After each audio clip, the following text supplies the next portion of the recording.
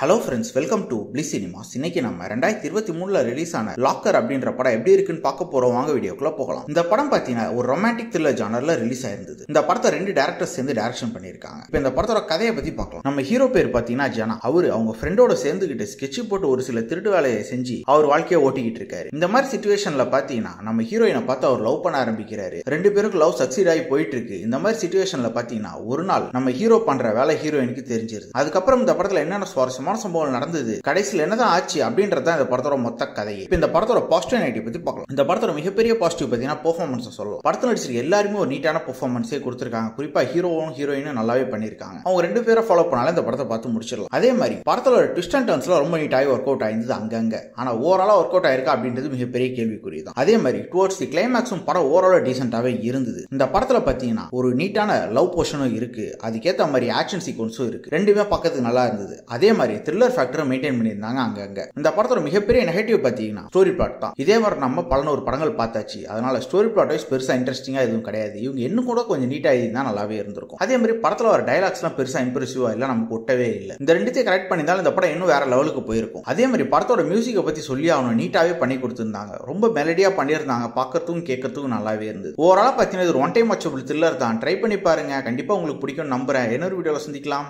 Thank you.